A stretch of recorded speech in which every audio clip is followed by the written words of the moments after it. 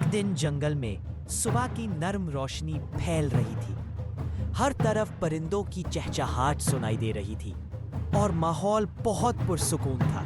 एक बड़े दरख्त के नीचे एक चटाई पर गोगी बकरी अपनी कहानी की किताब लिए लेटा हुआ था।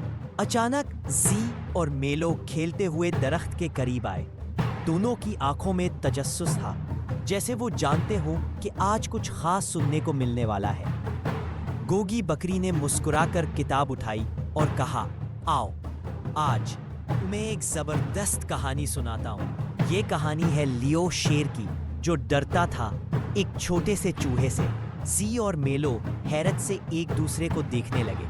फिर कहानी का दरवाजा खुलता है। लियो शेर जंगल में बड़े हुरूर से चल रहा था। उसकी चाल में रौब और आवाज में गरज थी। अचानक उसने जोरदार धाड़ लगाई। जंगल का सुकून लरज़ गया। परिंदे खौफ से उड़ गए और बंदर दरख्तों के पीछे जा छुपे। छोटे जानवर एक दूसरे से सरगोशियां करने लगे। ये तो बस दूसरों का मजाक उड़ाता है। लियो शेर ने एक बार फिर मिमी चूहिया का मजाक उड़ाया। वो बोला, मिमी संभल के रहना, कहीं मेरी छींक से उड़ ना जाओ। मिमी ने नरमी से मगर पुरएतमाद अंदाज में जवाब दिया, याद रखना एक दिन छोटे भी बड़ा कमाल कर सकते हैं। लेकिन लियो कहा लगाकर इस बात को नजरअंदाज कर गया। फिर शाम हुई, रोशनी मध्यम होने लगी। अगले दिन लियो शेर जंगल में एक बार फिर घूम रहा था कि अचानक एक शिकारी का जाल इस पर आ गिरा। वो फंस गया। घबराहट में जोर जोर से चलाने लगा, कोई है बचाओ। मगर जंगल के तमाम जानवर दूर दूर से देख रहे थे, मगर कोई करीब ना आया।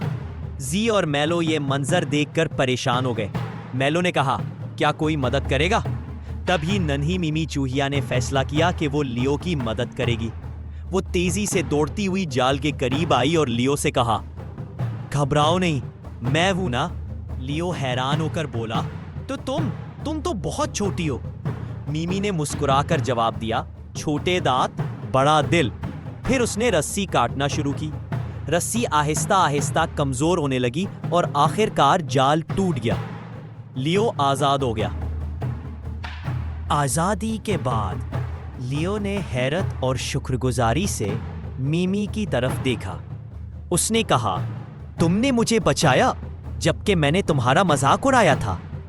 मिमी ने नरमी से कहा, ताकतवर को भी मदद की जरूरत होती है। जी और मेलो खुशी से तालियां बजाने लगे। बाकी जानवर भी खुश होकर जंगल में बाहर निकल आए और जश्न मनाने लगे। लियो शेर ने मिमी से माफी मांगी। फिर उसने वादा किया कि वो अपना रवैया बदलेगा और सबके साथ दोस्ती करेगा। वो बाकी जानवरों के साथ दोस्ताना हो गया और जंगल में दोबारा अमन और खुशी की फजा कायम हुई। दरख्त के नीचे वापस आकर गोगी बकरी ने कहानी मुकम्मल की। जी और मेलो अब सबक पर बात कर रहे थे। मीलो शौक से बोला, अब अगली कहानी कब सुनाएंगे? जी ने हंसते हुए कहा, पहले आम का जूस लाओ, फिर अगली सुनानी है। और यूं सब खुश होकर जंगल के खूबसूरत मंजर में कहानी खत्म करते हैं।